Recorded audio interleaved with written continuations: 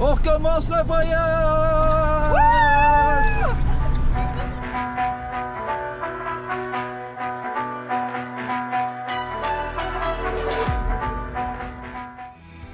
Bonjour, nous c'est Anaïs et Nico. Nous avons décidé de parcourir le monde avec nos 3 enfants, Esteban, Santiago et Livia. On a acheté un camping-car que nous rénovons en famille depuis plus d'1 an. Et nous avons vendu notre maison pour vivre notre rêve. Hello à tous, bienvenue dans cette nouvelle vidéo. Hello! Et voilà. Donc, nous sommes en Allemagne. en Allemagne. Ce qui veut dire que donc on a repris la route aujourd'hui. Et aujourd'hui nous sommes le 9 mars. Non, qu'est-ce que je raconte? Non, 4 mois après le 9 mars. 9 On est le 9 juillet. Bon, je viens de faire le calcul des 4 mois. À jeun, hein. À jeun, je précise. Ouais, aujourd'hui, c'est rare en fait. Donc, on est en Allemagne, on est parti tout à l'heure, on est parti plus tard que prévu, à 14 h. Après moult péripéties, de courses, de gaz, voilà. Bon. On est enfin parti, on est ici juste avant Dortmund. Je regarde Anaïs. Hein. Jawohl. Notre objectif, c'est d'arriver assez vite au Danemark. Mais voilà, on ne sait pas vous dire comment ça va se passer dans cette vidéo parce que la réalité, c'est qu'on n'en sait strictement rien. Voilà, on n'a aucune idée. Aucune idée. On démarre aujourd'hui. On démarre aujourd'hui, on n'a pas fait de plan, on n'a pas encore regardé ce qu'on allait visiter, voir. Donc voilà, et alors pour ce soir, on a trouvé un petit spot, ouais, c'est pas extra, mais ça fera le job. C'est représentatif de la vie en Allemagne. Moi j'aime bien. C'est une grande plaine pour les enfants avec plein de jeux, des murs d'escalade. Et puis là il y a un tout petit, vous diriez comme un petit festival, mais en fait c'est juste un petit bar tranquille avec des gens qui jouent au mini-foot. Enfin voilà, moi ça me rappelle mes jeunes années. On te dit encore une fois bienvenue dans cette vidéo et j'espère que tu vas aimer toutes nos aventures pour ce nouveau voyage. En route! On a passé une sale nuit, plein de jeunes avec des voitures tunées qui ont roulé et fait des démarrages et faire comment on dit, tonner leur moteur jusqu'à 4h30 du mat. C'était pas le pied. Ça a même réveillé Livia, c'est vous dire. Et donc du coup, nous voilà en route. Et ce qui est la chouette surprise de ce matin, c'est qu'on a rencontré, en fait à côté de nous est venu se garer un camping norvégien. J'ai pas résisté, on a été faire toc-toc ce matin. Et du coup, on a 2 bières norvégiennes dans le frigo et quelques bons conseils. Puisque vous nous connaissez, en fait on n'a rien préparé. C'est encore un grand mystère, autant pour vous que pour nous. On en saura plus dans la prochaine vidéo. Là, on se met en route. On est en direction de Hambourg. À mon avis, on n'ira pas beaucoup plus loin aujourd'hui. Vu qu'on a fait pas pote longtemps avec les Norvégiens, bah ouais. Ah, j'ai oublié.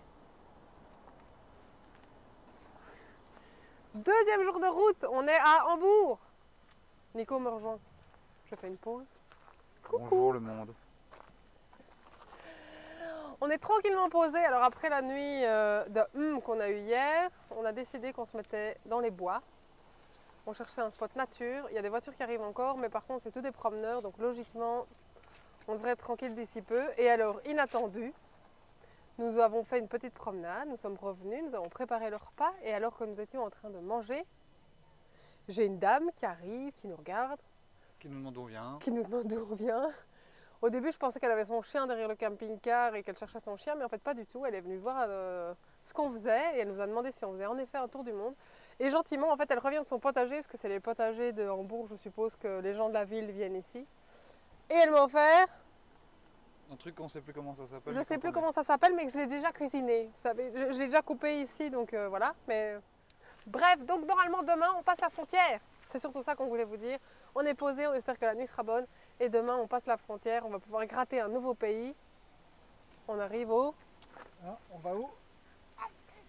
On arrive où? Au... Qu'est-ce qu'on a dit? Danemark. On l'a pas du tout aidé. À demain.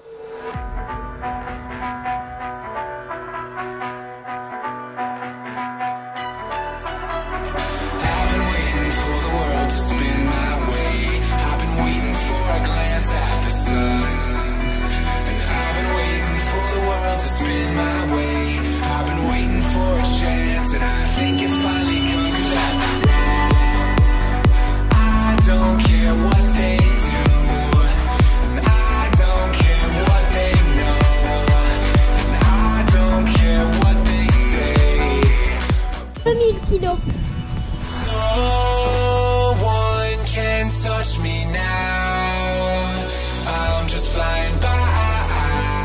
raconte. La bonne nouvelle qui n'a l'air de rien comme ça, mais qui veut dire beaucoup pour nous, parce qu'en termes d'autonomie, on y gagne. C'est gratuit et c'est dans des lieux publics.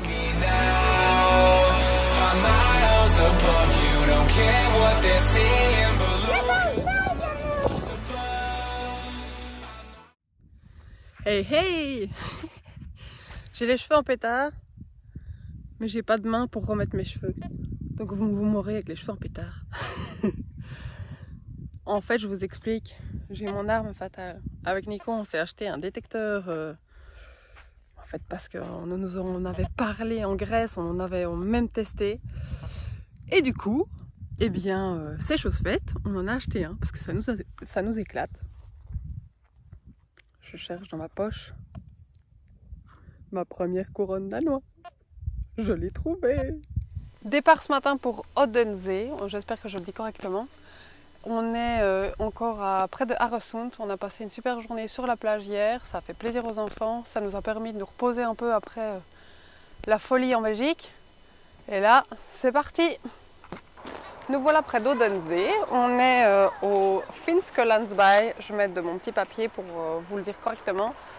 Moi j'avais vu sur internet Funen Village, en fait c'est tout un village reconstitué comme à l'époque. Et ce qui est terrible, nous on reçoit un plan, mais chacun des enfants a reçu un petit carnet avec des jeux et des activités en lien avec la visite.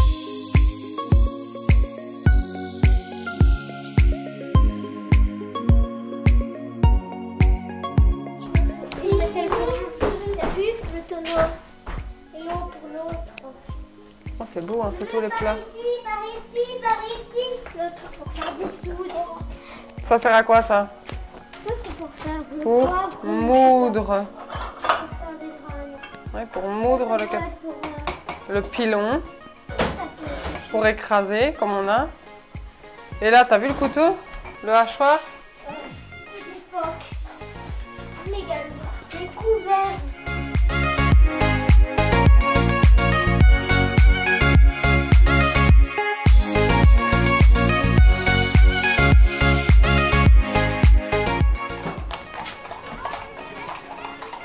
On est chez qui là? Comment ça s'appelle le monsieur qui travaille le bois? Je sais pas. Un me? Les yeux. Ouais. Et regardez.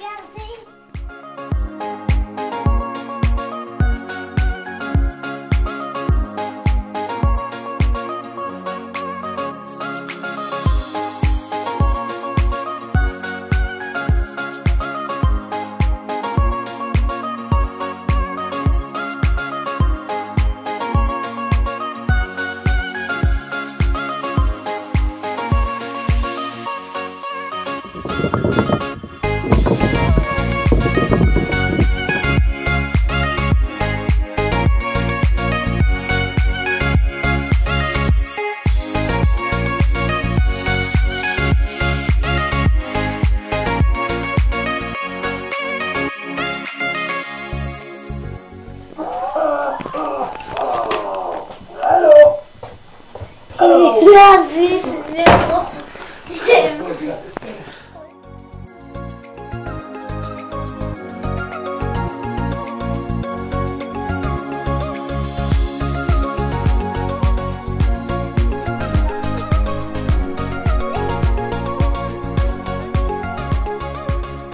Alors, c'est saut dans le temps, mon amour. Bah moi je suis prête à y revivre. C'est un instant plaisir, on fait le plein. Ça coûte pas du tout la blinde. Sandwich gourmet, hein. Ça dit. On ne se refuse rien. Nous voilà dans le centre d'Odense. Alors on est sur un parking à peu près un peu moins de 2 km. Ouais. Donc on fait d'abord une petite promenade jusqu'au musée d'Anderson, la maison d'Anderson. Donc Anderson, c'est le mec qui a quand même écrit La Petite Sirène, tu vois. Entre autres, il a écrit beaucoup de choses. Eh, quand même. Bon, c'est pas J.K. Rowling, mais c'est pas mal quand même. Bon, allez, on va marcher, puis on va profiter aussi pour visiter un peu le centre d'Odense. And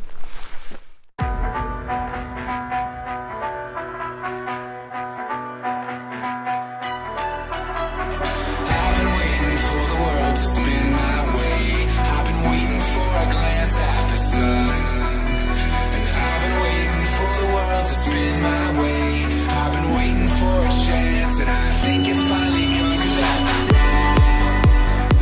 commencer à tout regarder. Même pour les gens bourrés, il y a moyen de s'en sortir à faire des trucs.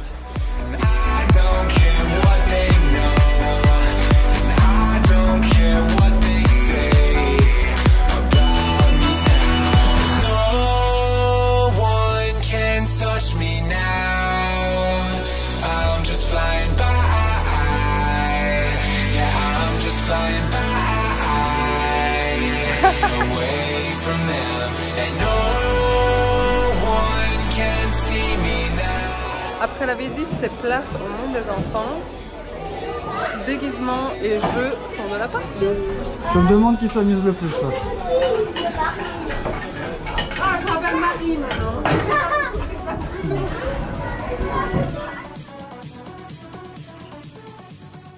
Après 3 heures de visite, on a fini la visite. Oh, tu manges, c'est pas grave, on peut commencer quand même. La visite de la maison de. Je m'étouffe. Christian. Tu vois, il faut pas faire de vidéo en mangeant. Christian Andersen. Oui. Donc, visite qu'on va dire en 3 parties. Première partie sur l'histoire de l'écrivain. Deuxième sur son univers, qui devient déjà beaucoup plus sympathique, je trouve, pour les enfants. Et troisième, c'est la plaine de jeux. Ouais. Et donc ça, c'était vraiment chouette pour les enfants. Pour nous aussi, hein, c'est marrant. Hein. C'est marrant pour les parents, on peut rien dire. On peut se déguiser. On peut se déguiser, mais voilà, c'est vraiment une chouette visite à faire avec des enfants en fait. Très très chouette et bien animé, même si la partie plus théorique... Enfin, moi je trouve qu'ils ont réussi à la faire animer. Nico n'est pas tout à fait du même avis, mais moi je trouve qu'ils ont réussi à animer le côté théorique. Moi je suis d'accord, mais dans le sens où il y a des casques, c'était en anglais, les enfants ils n'ont pas tout compris. Voilà. Il y a quand même une paire d'infos là-dessus qui fait que si nous on doit tout traduire, ça fait beaucoup de textes qu'ils ne vont pas spécialement comprendre. Ouais. Voilà. Et là on retourne doucement vers le camping-car parce que tour de la ville plus 3 heures de visite. On sent nos jambes. On est cuit. Petite balade jusqu'au bout du spot où on a dormi et en fait on se rend compte qu'il y a une espèce de petit village, donc ça s'appelle Sortehuse. Et c'est un petit village qui a été construit par les ouvriers qui s'occupaient du chantier du port d'Odense. Et avec les restes, en fait ils ont construit plein de maisons comme ça parce qu'ils étaient apparemment pauvres. Alors, apparemment, bon voilà, il y a toute l'histoire, mais c'est assez sympa, ils sont en bord de mer. La vue est sympa. Et on va se mettre en route vers... En plus, je me souviens plus du nom. Rosterfeld. On va quitter Odense. On va rejoindre l'île où il y a Copenhague en fait. Et pour ce faire, on va passer le pont Storebælt. Yep. Le pont Storebælt, il fait partie des 2 ponts payants au Danemark. Et c'est pas rien de le dire parce que c'est des sacrés montants. Yeah. Il y a moyen d'avoir des réductions, mais alors pour ça il faut s'inscrire, c'est tout un... Non, pour les Belges, de toute façon il n'y a pas de réduction. Oui, mais tu dois quand même t'inscrire pour payer. Mais il faut quand même s'inscrire pour payer. C'est un système de paiement genre Visa, donc voilà, on a dû s'inscrire. C'est un peu, en fait, ce qu'on veut vous dire, c'est que c'est un peu le parcours du combattant pour comprendre le système au Danemark pour payer. Autant en Norvège jusqu'ici, alors on va voir si ça marche, mais on s'est déjà inscrit et ça m'a pris une soirée, enfin même pas, je veux dire en une demi-heure, 1 heure de temps, le temps de comprendre, c'était fait. Autant ici, ces 2 ponts, ça me prend 3 soirs là. Et un appel téléphonique ce matin. Un échange de mails et on a fini par le régler grâce à un appel téléphonique ce matin pour comprendre en fait comment ça fonctionne. Donc si vous êtes belge, mais pas de bol, il va falloir fonctionner par un système de reconnaissance de plaques. Si vous êtes français et que vous avez un télépéage, il y a moyen de l'utiliser au Danemark. Et apparemment, c'est vachement plus facile. Alors, prenez-le quoi. Prenez-le. Et faites les démarches peut-être même avant en France. Bon, après, si vous aimez le risque ou que vous en avez rien à foutre de payer plus cher, vous faites comme nous. Vous faites ça à l'arrache ou vous le faites pas. Voilà. Bon, maintenant, on va prendre ce fameux pont et on va voir si tout ce qu'on a fait, c'était pas pour rien.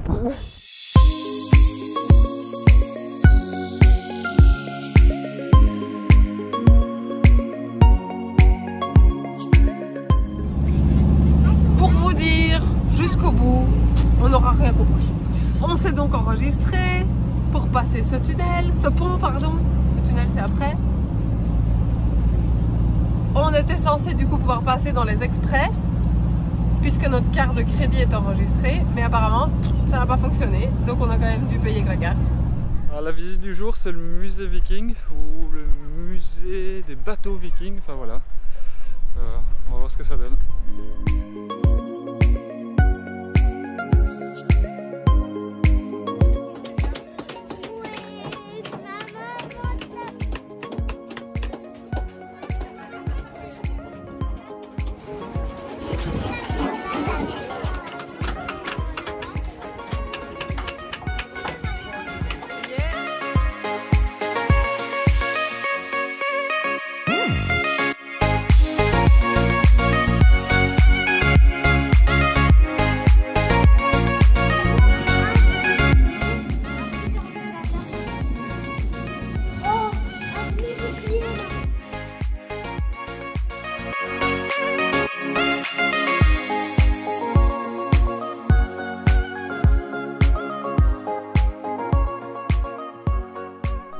C'est dans les faubourgs de Roskilde, au bord de Slack, que s'achève cette première semaine de voyage, donc on est toujours au Danemark. On espère que les images et les aventures de cette semaine t'ont plu. On te donne rendez-vous la semaine prochaine pour notre arrivée en Suède. À la semaine prochaine. Bon, ben on était installés, on était en train de faire un Uno avec Livia.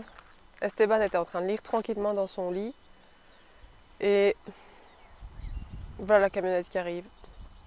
En fait, elles sont descendues avec un drone. Alors je vais essayer de vous filmer ça. Les deux dames là-bas, c'est des policières.